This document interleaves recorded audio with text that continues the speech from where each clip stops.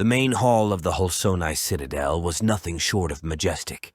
The architecture epitomized exceeding grandeur, symbolizing the strength and power of the Holsonae family. The room was vast, with high vaulted ceilings adorned with intricate carvings and embellishments. Large chandeliers hung from the ceiling, their crystal prisms reflecting the light and casting a warm glow across the hall. The walls were made of polished stone and decorated with tapestries and paintings that depicted significant moments in the history of Laurone and the Holsonae dynasty.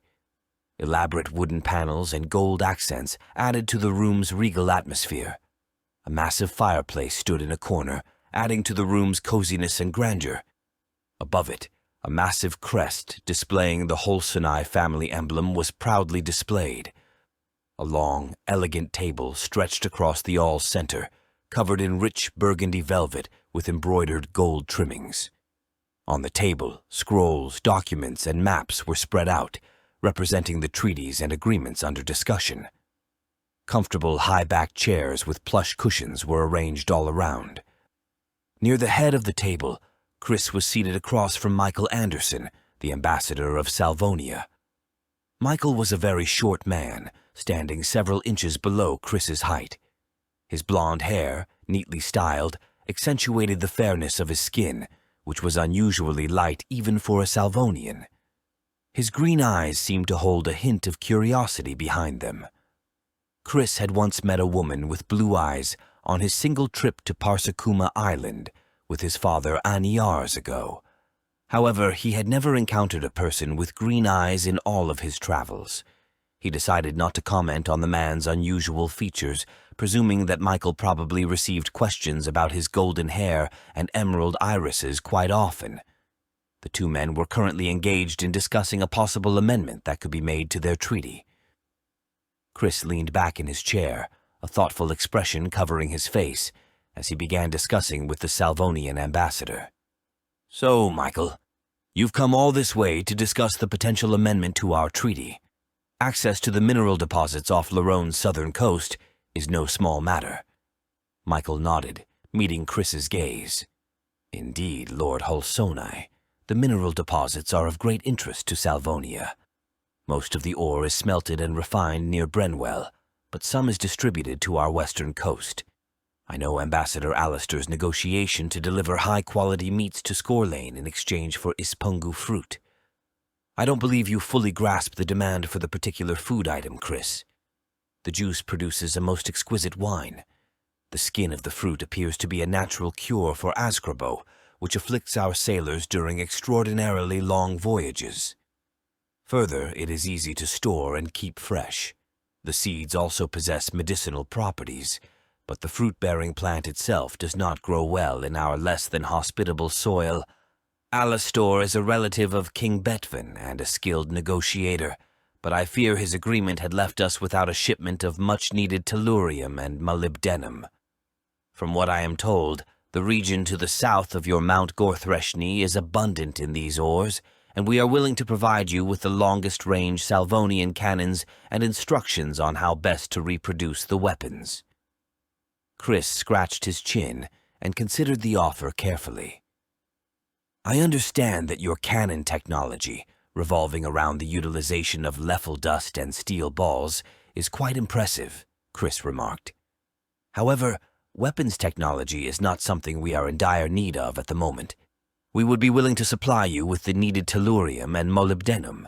Still, I'm sure there is something else Salvonia could provide to Laurone in exchange for additional rare ores, and I am willing to deliver the goods promptly once we reach an agreement." Michael knew that his nation's scientists were in much need of the metals supplied by Laurone. A major project within Brenwell, the Salvonian capital, required their unusual properties. However, he did not want to offer Kris anything that Salvonia itself was in short supply. "In addition to the vast quantities of livestock we've already agreed to give you, we could provide Laurone with elixirs that have efficacy against gangrene, fever, and pus formation in wounded citizens," Michael replied with a friendly smile. Kris leaned forward, his interest piqued. This could be beneficial to soldiers as well. Sounds promising indeed. However, I would need a demonstration of its use before an agreement can be—" Kris's speech was interrupted by the loud creaking of the door hinges as the dual gates swung open. Both men turned their attention toward the entrance. Friedman rushed into the hall with a worried expression on his face. He looked visibly agitated, his breaths coming in hurried gasps. "My lord," Friedman said, trying to catch his breath, "I apologize for the intrusion, but there is urgent information that you need to know." Kris's concern grew as he saw the distress in Friedman's eyes. "What is it? What's happened?" he asked, rising from his seat. Friedman glanced around the room, his gaze falling upon the Salvonian ambassador. Michael immediately understood that Friedman's information was meant for Kris's ears only. "I will excuse myself for the time being," he told Kris. "It appears that you have more urgent matters to deal with." Michael bowed and calmly left the room. He knew that whatever news Friedman carried was not good. His curiosity urged him to move away from the room more slowly than he could have, hoping to hear what the old warrior had to say. "I am convinced that Yaqvon is preparing an attack on this very citadel, my lord," Friedman uttered in a hushed tone. "How serious is this threat? Do we have any specifics on their numbers or plans?" Kris inquired, his urgency evident in his voice. "Where is my son? Where are the other Kalnori?" A shadow fell upon Friedman's face as it twisted into a grim expression. "Your son is alive and heading toward Gwenyork. However, I do not believe that the other Kalnori are alive." "What?" Kris's astonishment mixed with fear as he realized his most elite warriors might have met with disaster on what should have been a relatively simple mission. "How did this happen?" "I did not witness their deaths, but when Orpheus and I returned to the camp, there were clear signs of a battle. Theo and Theron were also absent, and there were blood droplets, the smell of leffel dust, and signs of bodies being dragged away. I've seen enough sanitized battlefields to know when death has recently visited, as have you, I'm sure. If they are indeed dead, I am certain they died with honor. If you did not witness their deaths, then there is the possibility, however small, that some of them might be alive and are being held captive. Still, we must make decisions based on what we know, not speculation. What is the enemy's strength and location? When should we expect them to attack?" Kris asked. "It is my belief that Yaqvon is using a stone of some kind to manipulate or control vicious beasts, Thraklophs, Malfori. He also commands several soldiers armed with spiked maces. It is enough to be a cause for concern, no doubt. We must reinforce the border defenses immediately," Kris ordered. "Summon all of the remaining lieutenants into the war room, ensure that my wife and daughter are present as well, and send word to the nearby villages to be on alert. We need to ensure the safety of our people." Kris then paused before asking Friedman a question already asked but seemingly ignored by the loyal Thalavar. "Why did you send my son to the port by himself?" he inquired, and Friedman hesitated for a second before he responded. "I suggested he go to Gwenyork and gather what loyal forces he could. Admiral Felvenhart and several troops are situated near the coast. If Orpheus is there to personally rally them, we could be reinforced with a massive garrison of sailors ready to fight for your name. They are, in fact, paid for their services and would have to be compensated, but our coffers can afford such military aid. Further, I believe Felvenhart to be a supporter of your general policies, as Ren'Lorus." A look of disappointment enveloped Kris's expression. He understood the need for additional warriors to guarantee a victory, but his concern over his lone son was evident in his face. "Why on Erishmar would you send Orpheus to the port alone?" he exclaimed. "My lord," Friedman began, but Kris cut him off mid-sentence by raising a hand to silence him. "You are aware of the perils that lurk beyond these grounds, Friedman. You know that Yaqvon's men are dangerous and hostile. You hold knowledge regarding the savagery of the beasts he commands, and yet you sent away my son, my only son, alone on a mission that could lead to horrifying results." What if the news reaches Yaqvon? If he realizes that Orpheus is traveling through the forest between Schorelane and Gwenyork unaccompanied, do you think he would let the opportunity go to waste? Kris questioned, bewildered. In actuality, Friedman had considered all of this and more. He had ordered Orpheus to march in the opposite direction of the Holsonae citadel to keep him away from the homestead in case Kris was killed in the attack. He did not want the Holsonae line to end with Kris and Orpheus, and therefore he had sent him away on a mission to protect him from possible impending death. Further, unlike Kris, he understood that Yaqvon's focus was not on Orpheus, but rather on assaulting the Holsonae citadel. I simply acted in the way I saw fit at the time being, my lord. If we do not receive reinforcements from Gwenyork, we probably won't last for more than a few weeks at best, assuming the gates hold. We are ill-prepared for a siege, as you know. Their combined forces of men and beasts outnumber what we currently have at the keep. I'll organize the defenses here while you go and find my son. Make sure he safely reaches Gwenyork and return to me as soon as you can.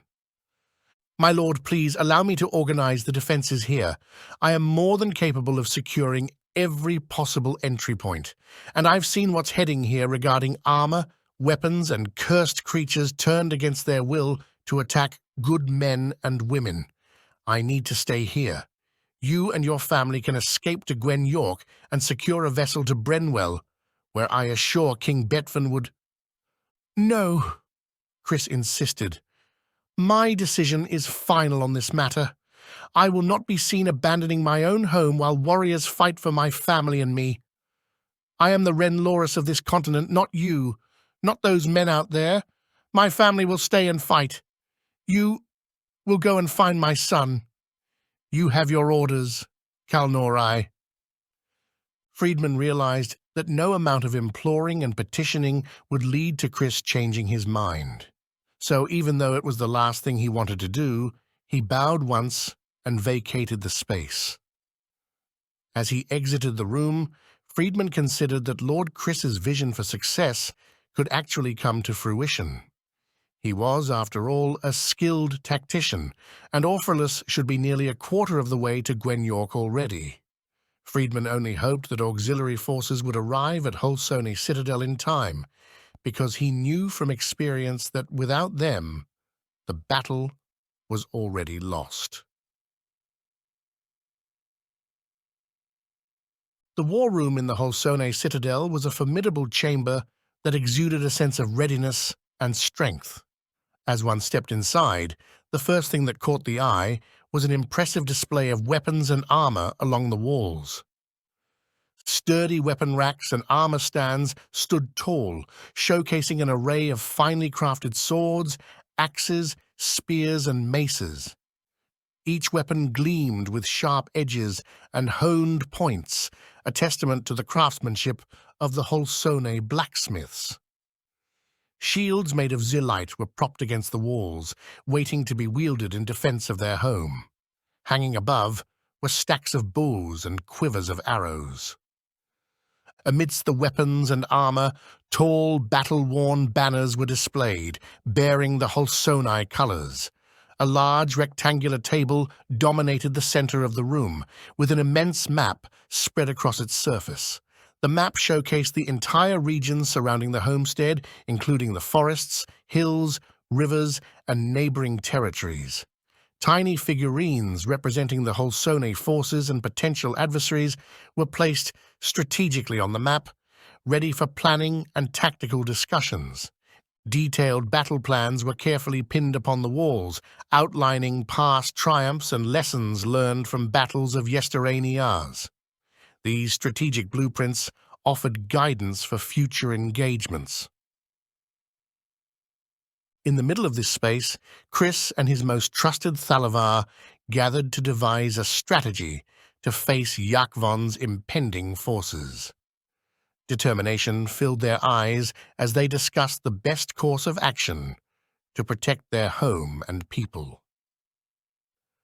Yaqvon's forces will likely try to break through the front gate, Kris began, his eyes glued to the map spread upon the table. All the other passages that could allow entry inside the keep are too narrow for a frontal assault. He would lose his numerical advantage were he to enter through these corridors and tunnels.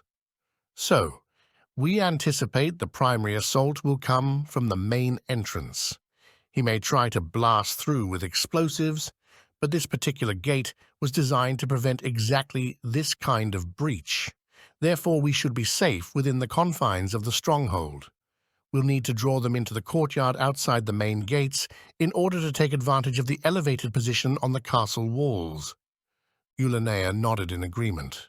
Yes, if we can lure them into the courtyard, we can focus our defenses and have the high ground advantage. It will give us a better chance against their larger numbers, she said, her eyes reflecting her commitment to the plan. The archers positioned here to the west and there to the east side of the keep can release their arrows upon anyone not wearing tabards with our family emblem. Once attrition of his forces is high enough, he should withdraw. No Thalavar wants to be completely obliterated. He will likely retreat and regroup. This will be our opportunity to pursue and permanently destroy his ability to wage war. "What about these large avian beasts we've all been hearing about?" asked Laurone.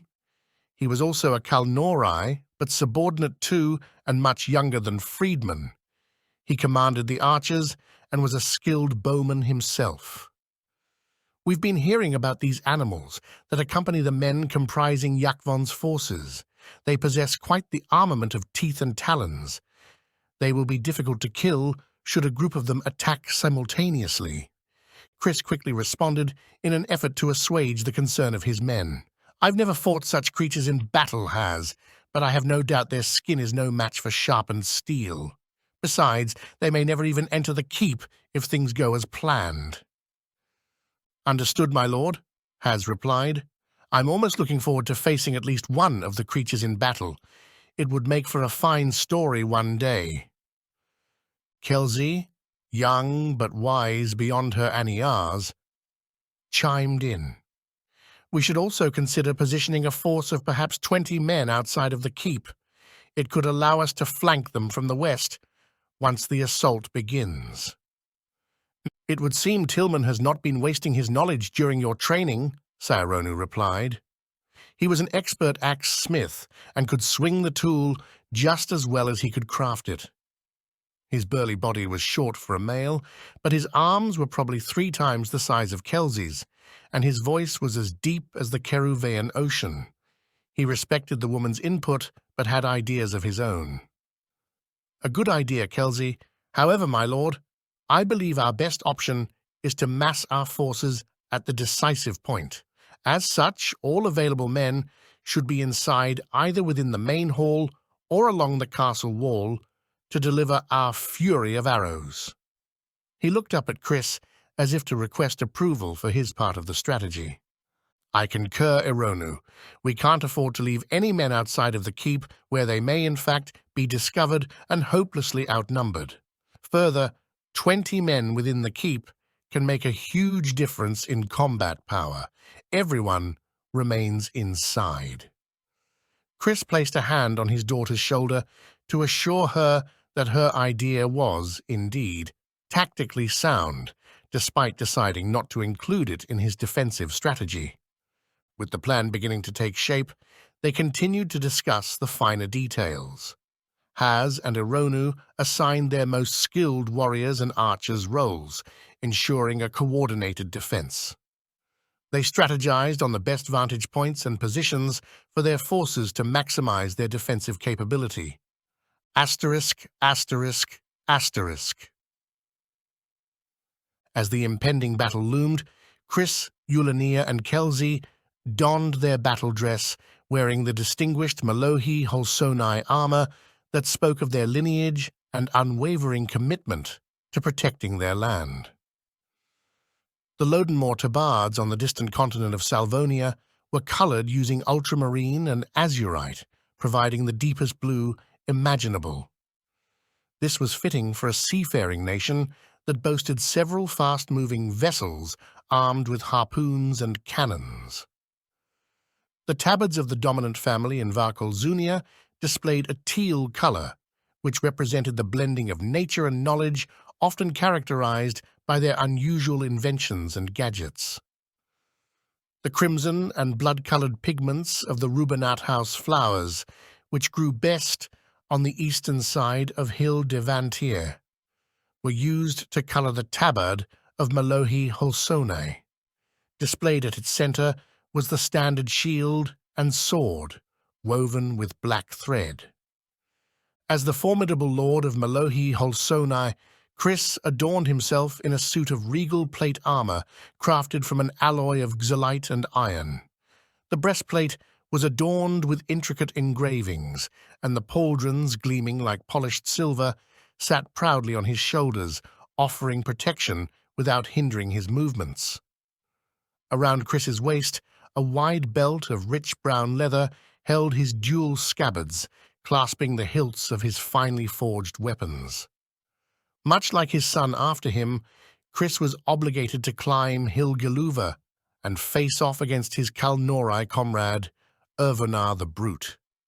He wished so much that his powerfully built friend was here with him right now, but the veteran warrior chose to accompany Kris's father on the expedition to Ulefons.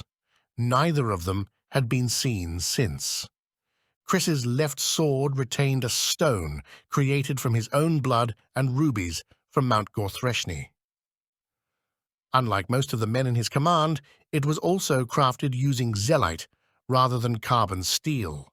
His second blade was a family heirloom passed down from many generations. While it did not possess a self-crafted stone representing his commitment to the Kalnorai, it was elaborately engraved with his family's sigil upon it. Armed with the two well-balanced weapons, Kris felt as if failure was nearly impossible, but he knew the odds were stacked against them.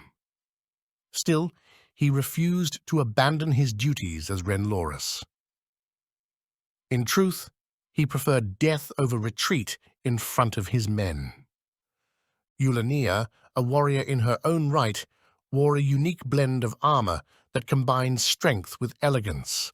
Her breastplate and backplate, molded to fit her form, were crafted from glistening silver, embellished with filigree patterns adorning the edges. A billowing cloak hung from her shoulders, and she held a magnificent spear that was longer than she was tall in her hands. Her own family, being originally from Parsakuma, had initially opposed her marriage to someone from the distant city of Schorelane, but after meeting with Kris in person, they approved the union of their two families. Eulania wore the tabard of Malohi Holsonae, but wielded her family's weapon of choice. The spear was crafted using high-carbon keymate, fired, beaten, and folded multiple times to remove weakening impurities. It was not the strongest metal available on Ereshkigal, but it didn't have to be. The spear's body was strong enough to block attacks from the sharpest swords, and its cutting edge could easily pierce flesh and bone. Eulania was not a princess, nor had she ever been, and the role as an armed defender of her home suited her just fine. Kelsey wore a scaled-down version of her parents' armor. Her breastplate, tailored to fit her small frame, was a work of art, a testament to the skill of the Holsonae armorer. She wielded a finely crafted sword and shield. The slender, yet sturdy steel sword she held was specially designed for her, perfectly balanced to complement her agile and swift movements. As the Holsonae family stood together in the war room, their confidence in the gate protecting their stronghold was evident. Crafted from multiple layers of metal, the door possessed exceptional strength and durability. Its surface bore intricate engravings of ancient symbols, interwoven with sigils representing Malohi Holsonae's legacy. The engravings were not just ornamental, they concealed the door's complex locking mechanism, adding an additional layer of defense. A wheel-like metallic component with the diameter of a poleaxe was part of the first lock. It needed to be rotated precisely 22 degrees to the left and halted. This required at least 2 men, as the piece was massive. Once the correct degree was reached and held for 5 seconds, The wheels sunk beneath a second tier of metal within the locking system. The next lock was then revealed, and 8 spherical protrusions arranged in an octagon within the region of the vanishing wheel appeared. The spheres needed to be pushed back into the door's body in the correct order to reveal the final lock. Failure to accomplish this correctly resulted in the reappearance of the original lock, and the process began anew. If one managed to observe the final lock, he or she had to push or pull a series of elongated rods that ran through the very center of the mechanism. One rod was triangular in shape and needed to be pushed back into the door exactly the width of a standard Kalnori blade. The second rod was an elongated square and needed to be pulled out exactly the length of a Kalnori's unbattered helmet. The third rod was an elongated octagon and needed to be rotated 22 degrees to the right from its starting position, pushed in the length of a Kalnori blade, pulled out the length of a Kalnori helmet, and then pushed in exactly flush with the gate itself. The process was not easy, and only 4 people within the keep understood it well enough to execute the task. Furthermore, the door's layered construction provided excellent shock absorption, making it extremely resistant to brute force attacks. Attempts to break it down with blunt force would be futile, as the door would absorb the energy and distribute it across its reinforced structure. After positioning the men with arrows, acid-filled gourds, and flammable oil bodoons, the wall was lined with the proud defenders. Within the Holsonae citadel, the sentries stood on high alert, their breath visible in the cold air as they waited for the impending onslaught. Kelsey, perched atop the castle walls, her sword and shield ready, was the first to spot the approaching enemy using a binocular distance scope. Her heart pounded in her chest as she alerted her family B. Asterisk, asterisk, asterisk. Yaqvon's army approached the Holsonae citadel in a large formation of 3 sections that stretched for nearly 6,000 feet, 1 ibonth, along Sastuden Road. 400 lightly armored men and women comprised the first section. They all wielded short maces and swords of lower quality, but even a dull and rusty weapon could effectively bifurcate a man from head to groin or mash a warrior's face into a mangled mess. Tabards did not decorate their flimsy mail protective gear, nor did any of them carry a traditional war banner, but there was no doubt whose name they had been paid to kill for. Exactly 30 large, well-fed men represented the center section. Each wielded a longer, polished, spiked mace or sword, and half of this unit was mounted not on horseback, but rode atop armored malfari of the violent variety. Like all malfari, these weaponized versions possessed thick orange manes, an adaptation to the Barselquo fireberry bushes that dominated Deshonathul Forest to the south. Their hirsute brown bodies were very muscular, and saber teeth, the length of cucumbers, were specialized to quickly kill large game. They worked just as effectively against unprotected jugulars of bipedal footmen. Unlike the gentle beasts observed at Yaqvon's keep, these abominations suffered from a twisted craving for human flesh. It was only by the will of the crystal-carrying Yaqvon that the beasts refrained from attacking accompanying infantry. Their talons and tusks now turned against the enemies of the crime lord with violent intent. The final section of the march formation was dominated by the army's most effective weapons of war. Yaqvon remained in the rear of the advancing forces and relied mostly on reports from his men to make major decisions. Like most good leaders, however, even Yaqvon understood that the best warriors were allowed to inflict unrestrained damage upon the enemy within the limits of their leader's mission intent. As such, he typically delegated authority to his personal selection of lieutenants. Each had a particular mission, and he cared not how the tasks were accomplished so long as they were completed before night's end. While mounted upon his personal malfori, Gorthrondus approached Yaqvon's position to provide details regarding the defense of the Holsonae citadel. Yaqvon, being a significantly smaller man, was mounted upon his own horse. He saw no need to armor his beast's fragile form and was adorned with his customary white tunic and large jadun chunk chained around his neck.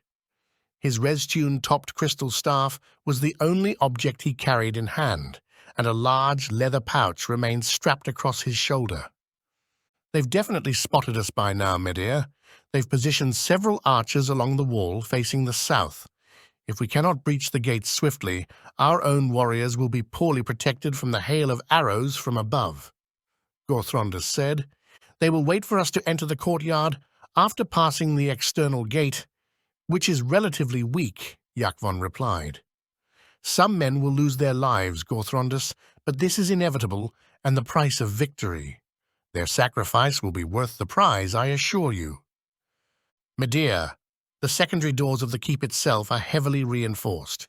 I do not believe there is a battering ram in existence that will be able to—" "We discussed this back at the rally point, Gorthrondus," Yaqvon interrupted. "I need you to trust my judgment. The gate will come down before significant attrition is reached. Do you believe I care not for my faithful supporter?" "But the locking mechanism, Medir, the materials used to construct the doors, the exposed position of our men. I acknowledge your concerns, and they have been noted. It pleases me that you care so much about the welfare of forces loyal to our cause, but understand that you are not privy to everything that I know. The gate will not be an obstacle for much longer." "Understood, Medir. I shall prepare the infantry for a swift entry into the keep, taking cover from the archers above. At close range, archers are far less effective." "Indeed. However, I warn you not to underestimate our adversaries. Lord Holsonae, Freedman, Orfrilus, and the remaining Kalnori are skilled warriors and brilliant tacticians. Treating them as unworthy opponents could cost you your life." "I doubt anyone within that place would be a match for me, not even Freedman," Gorthrondus replied. Yaqvon advised him further. "If you happen upon the old warrior, do not approach him, nor should you approach or harm anyone within the Holsonae bloodline. Your role here is to thin the circle of protection that they enjoy. Do it correctly, and you will be greatly rewarded as usual. Now, prepare the men. The vanguard will reach the first gate soon." "Yes, Medir." As the heavily armored Gorthrondus hurried toward the front of the marching regiment, Yaqvon couldn't help but doubt his preparations for the imminent battle. He had a numerical advantage, but the defenders did not need numbers since they were not seeking to advance forward, but only needed to remain behind their walls until the invading force lost its will. Further, he understood that reinforcements from the north and west were possibilities. Assassins lay in ambush along the known routes from Schorelane to Gwenyork, but there was always the possibility that a rider might get through and return with a sizable reinforcing battle group. This assault must be executed quickly and with little adjustments, or we may find ourselves retreating long before Iodva rises into the sky, he uttered to himself.